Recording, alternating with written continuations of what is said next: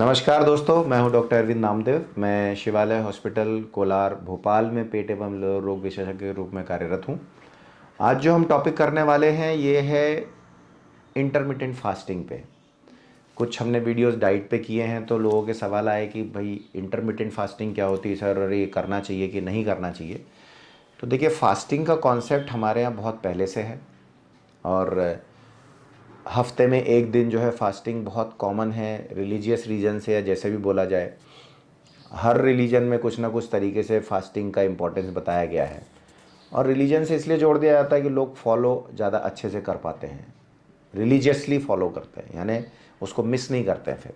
तो इसका मतलब तो है कि हमारे जो जो पुराने लोग थे, जो पूर्वज थे, उन्हें इस बात का अच्छे से ज्ञान था कि हेल्थ के लिए अच्छी ही चीज़ है फास्टिंग। अगर वज़न ज़्यादा है तो करना ही पड़ेगा। बेसिक सा सिंपल कॉन्सेप्ट है कि कैलोरीज अगर ज़्यादा गई हैं, स्टोर हो गई हैं, तो आपको कैलोरीज कट करनी पड़ेंगी, तभी वो यूज़ होंगी, प्लस उनको बर्न करना पड़ेगा। तो मैं हर वीडियोस में लगभग यही कहता हूँ कि फास्टिंग यानी कि कैलोरी कॉन्शियस होना ज़रूरी है, आपकी डाइट अच्छी होना ज़रूरी है और एक्सरसाइज होना ज़रूरी है। आप डाइट संतुलित मात्रा में ले रहे हैं और एक्सरसाइज करके कैलोरीज अच्छे से यूज़ कर रहे हैं, या आपकी लाइफस्टाइल जो उस हिसाब से कैलकुलेट कर रहे हैं, तो आप हेल्दी हैं। कहीं भी इम्बैलेंस होगा, वहाँ पे गड़बड़ होगी। इंटरमिटेंट फास्टिंग जो है वो एक इस तरह की चीज़ है, तरीके निकाले गए हैं कि हम अब कैसे अपने आप को हेल्दी करें। तो फास्टिंग मतलब कुछ ऐसा तरीका निकाला गया है कि बीच में हमें खाना ना खाना पड़े। तो ये मुझे लगता है ये भी एक पर्सनल हैबिट है, चॉइस है। देखिए, एक नॉर्मल इंसान सुबह नाश्ता करता है, जनरली जो अर्ली मॉर्निंग हो जाना चाहिए, 6-7 बजे अच्छा नाश्ता होना चाहिए। फिर हर 3 से 4 घंटे में थोड़ा सा उसको खाना चाहिए।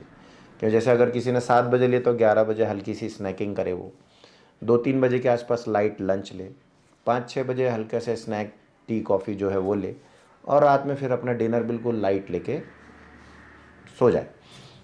अगर उसकी डिमांड ज़्यादा है, भाई एक्सरसाइज ज़्यादा करता है, तो उस हिसाब से उसको कैलोरी, या कोई एथलीट है खेलने वाला है तो उसे उस हिसाब से कैलोरी कैलकुलेट करना चाहिए और डाइट लेना चाहिए। तो समझना ये है कि यदि नॉर्मल व्यक्ति ये करता है और उसका कहीं खाने से वज़न बढ़ गया तो डेफिनेटली अब उसको फास्ट ही करना है। जो इंटरमिटेंट फास्टिंग में, इसमें एक तरह से प्रैक्टिकली 2 मील स्किप कर दी जाती है, सो दैट कि आप लगभग 16 घंटे कुछ नहीं खाते हैं, सिर्फ पानी पिएंगे जिसमें कोई कैलोरी नहीं है, और बाकी के 8 घंटे में आप खाना खाते हैं। प्रॉब्लम यहाँ आती है कि आदमी थोड़ा इस तरह से सोचने लगता है कि अब 8 घंटे हम कुछ भी खा सकते हैं, कितना भी खा सकते हैं। ऐसा नहीं है। अगर आपने ओवर ईटिंग की, ज़्यादा खाया, बिंज ईटिंग हो जाती है कि आप 16 घंटे तो जैसे तैसे कंट्रोल किया और उसके बाद एकदम से मिला तो ज़्यादा खा लिए, तो वो इफेक्टिव नहीं रहने वाला है। Rather it will be a stress to body. तो आपको चाहिए कि कॉन्सेप्ट को समझें।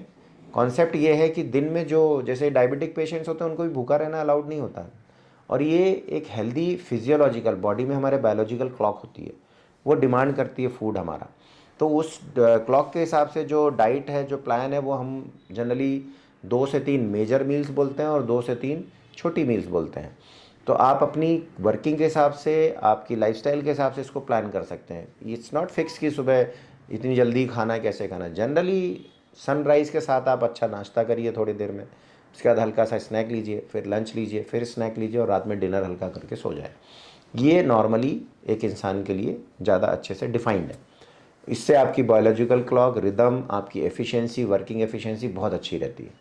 अब अगर वज़न ज़्यादा हो गया है और हमें वज़न कम करना है तो डेफिनेटली हमें कैलोरी कट करनी पड़ेगी। तो एक्सरसाइज तो ऐड करिए ही करिए। एटलीस्ट 30 से 40 मिनट एरोबिक एक्सरसाइज डेली सभी को करना चाहिए। जिनका वज़न ज़्यादा है उनको थोड़ा ज़्यादा भी करना चाहिए। और यहाँ पे कोई 2 मील आप स्किप कर दीजिए। कंटिन्यूस करने से फ़ायदा ये है कि जैसे जो कैलोरी कट होती है तो थोड़ा कीटोसिस में जाते हैं हेल्दी वे में फास्टिंग के दौरान, तो फैट यूज़ होने लगता है। यहीं पे कीटो डाइट का कॉन्सेप्ट आता है, जो अपने आप में एक एक्सट्रीम डाइट है। तो यहाँ आप ये कर सकते हैं कि मान लीजिए सुबह का ब्रेकफास्ट आपने स्किप कर लिया और शाम का डिनर स्किप कर दिया, या बिल्कुल लाइट लिया, तो it becomes almost like intermittent fasting. कि भाई आप सुबह उठ के कुछ नहीं खाएंगे, आप अपने जो है सीधे एक स्नैकिंग करेंगे, हल्की सी लाइट सा लंच लेंगे, और उसके बाद फिर स्नैकिंग करके, और शाम को 5 बजे के बाद कुछ नहीं लेंगे। तो आपका जो रूटीन हो गया वो 9 से 5 खाने का हो गया, बाकी 5 बजे से लेकर सुबह 7 बजे तक कुछ नहीं लेना है।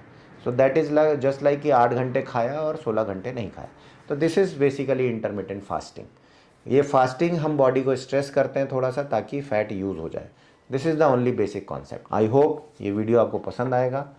इसमें सिर्फ मैं इतना कहूँगा कि ओवर ईटिंग से बचना चाहिए अगर कोई इंटरमिटेंट फास्टिंग कर रहा है। दूसरा, स्ट्रिक्टली डिसिप्लिन वे में फॉलो करना चाहिए। तीसरा, ये हेल्दी लोगों को ही करना चाहिए, जिनको कोई बीमारियां नहीं है, डायबिटिक पेशेंट्स वगैरह ये सब नहीं करना चाहिए। उनको फास्टिंग और फीडिंग दोनों अलाउड नहीं होती है। जैसा उनके डॉक्टर्स उनको सजेस्ट कर रहे हैं वैसे ही फॉलो करें। प्रेगनेंसी में और ब्रेस्ट फीडिंग मदर्स बिल्कुल ना करें। बच्चे अगर हेल्दी हैं बिल्कुल ना करें। जो ओबीज हेल्दी लोग हैं वो कट करने के लिए इसको प्रैक्टिस कर सकते हैं। आई होप ये वीडियो आपको अच्छा लगेगा। फिर भी कुछ सवाल है आप पूछ सकते हैं, मैं कोशिश करूँगा कि आंसर करूँगा। वीडियो को शेयर भी कर सकते हैं। नमस्कार।